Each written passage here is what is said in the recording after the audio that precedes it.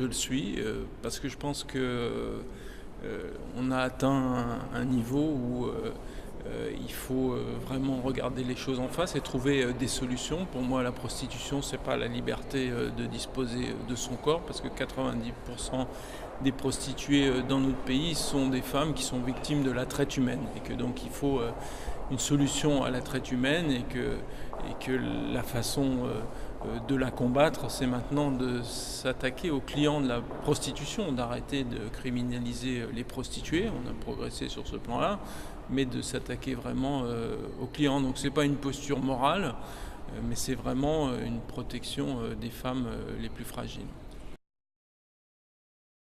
C'est venu progressivement, par justement une connaissance, une observation très précise de la situation, et ça s'est renforcé. J'étais dès le début, avant même d'ailleurs ce quinquennat, au sein du Parti socialiste, sur cette position-là. D'abord, en tant que socialiste, moi je me sens profondément féministe.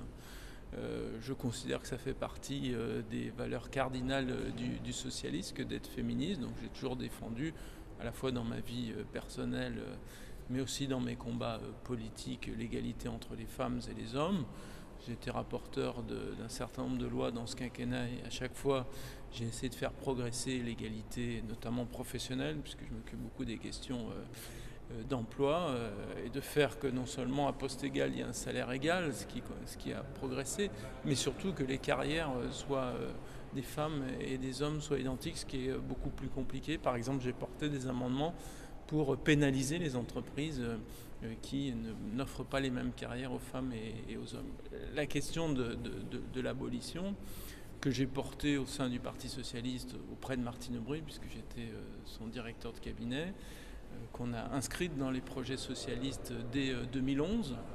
Je l'ai fait parce que je pense qu'il faut s'occuper des droits sociaux, mais aussi de l'ensemble des droits humains. Je parlais tout à l'heure de la lutte